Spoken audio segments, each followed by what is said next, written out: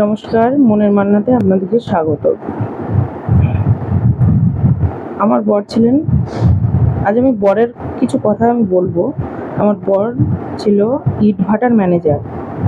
সেই ইটভাটা নিয়ে আমি কিছু আজকে কথা বলবো। আমার বর দীর্ঘ আজকে 35 বছর সেই ভাটায় কাজ করেছেন, ইটভাটার ম্যানেজার ছিলেন। উনি হঠাৎ মারা গেলেন। স্ট্রোক আর হার্ট অ্যাটাক একসঙ্গে হয়েছিল, মারা গেল। যাওয়ার পরে আমি ফোন করলাম। আর প্রথমেই বলে রাখি, ভাটাটা হচ্ছে আমাদের শরিকের ভাটা, মানে আমাদের নিজস্ব, মানে পারিবারিক ভাটা। তা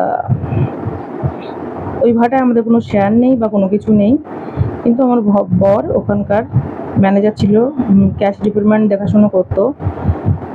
মারা যাওয়ার পরে আমার ভাসুর বা আমার ওই জ্যাঠতুতো ভাসুররা, ওরা আমাকে প্রতিশ্রুতি দিয়েছিল যে ঠিক আছে, মারা গেছে, তুমি এই কটা দিন সামলে নাও নিজেকে, আমরা আছি।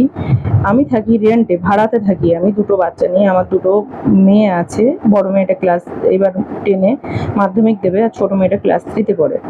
তো বলেছিল যে ঠিক আছে, তোমার বাচ্চাদের পড়াশোনার দায়িত্ব আমি নেবো, এডুকেশনের দায়িত্ব আমরা নেব। আর দায়িত্ব নেওয়া বলতে কি, এককালীন টাকা দিয়ে দেবে আমাকে, সেটা আমি কিস্তিতে নিতে পারি বা একবারে দিয়ে দেবে, এটা আমাকে বলেছিল। আর বলেছিল আমাকে 2 কামরা ঘর করে দেবে, ছাদ দেওয়া বাড়ি, 2 কামরা ঘর, কিচেন আর বাথরুম দিয়ে আমাকে করে দেবে। কিন্তু সেই কথাটা বলেছিল যে আমার বাড়িতে এসে আলোচনা করে ভাসুরা সবাই থেকে সেই আলোচনাটা হবে। কিন্তু সেই আলোচনাটা আমার বাড়ি থেকে সব ভাসুরা আসেনি। সেই কথাটা বলতে বলতে বলতে বলতে আমাকে নিয়ে গেল, প্রায় 3 মাস হয়ে গেল। তারপরে বর মারা যাবে, আজকে 4 মাস, আজকে 4 মাস হয়ে গেল বর মারা গেছে। কিন্তু 3 মাসের মাথায় আমাকে বলছে যে না, তোমাকে 50,000 টাকা দেবো, আর যখন তুমি ঘর করবে তখন তোমাকে আমরা ভাটা থেকে 5,000 ইট দেবো। আমি বললাম যে তাহলে আপনারা আমাকে এই 3টে মাস কেন ফোন করে বললেন যে হ্যাঁ আমার ঘর করে দেবো, 2 কামরা ঘর, অ্যাটাচ পায়খানা বাথরুম দিয়ে মেয়েদের পড়াশোনার দায়িত্ব নেবো, তখন কেন আমাকে এই কথাটা বললেন? তখন বলছে আমরা তো বলিনি, আমি তো বলিনি। তা আমি তাহলে বলেননি, তাহলে আমার সাথে এই কথাগুলো তাহলে কি এমনি এমনি হয়েছে? তা বলছে যে দেখো, আমি তোমার সাথে ঝামেলা করতে চাচ্ছি না, বলে ফোনটা কেটে দিল। ভালো কথা। আমাকে তখন সবাই বলল, আমি তখন ভাটায় যেসব স্টাফরা ছিল তাদের সাথে আমার বরের ফোন থেকে তাদেরকে আমি ফোন করলাম। করার পরে তারা আমাকে বলল যে তুমি ভাটার ইউনিয়ন আছে যে, সেই ইউনিয়নে একটা চিঠি করো। আমি এখন ইউনিয়নে চিঠি করেছি, প্রায় 2 মাস হতে চললো। মানে আমি জুলাইয়ের শেষের দিকে আমি করেছি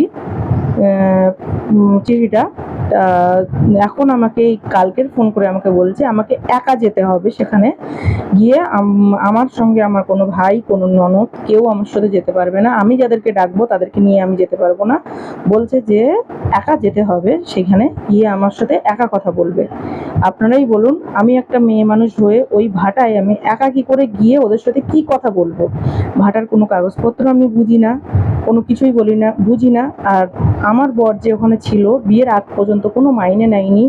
লাস্ট আমার বরের মাইনে 2020 সাল থেকে মাইনে দেওয়া বন্ধ করে দিয়েছে, যাতে আমার বর মানে ওই ডিপ্রেশন আর আর্থিক সমস্যার মধ্যে পড়ে আজকের মানুষটা কিন্তু নেই। বলতে খুবই দুঃখের সঙ্গে আমি বলছি যে আমার বরকে ব্রেন হ্যামারেজ করে, মানসিক টর্চার করে দিনের পর দিন আমার বরটা কিন্তু মারা গেছে। সেই জন্য আমি বলছি যে আপনারা যে যেখান থেকে পারেন, যেমন পারেন, আমাকে কথা দিয়ে হোক, দুটো কথা দিয়ে অন্তত সাহায্য করুন বা আমাকে উপদেশ দিন যে আমার একা ভাটায় যাওয়া উচিত কি উচিত নয়। এখন আমার দুটো মেয়ের ভবিষ্যৎ আমার উপরে দাঁড়িয়ে আছে। আপনারা সেটা কমেন্ট করে আমাকে জানান যে আমার কি করা উচিত।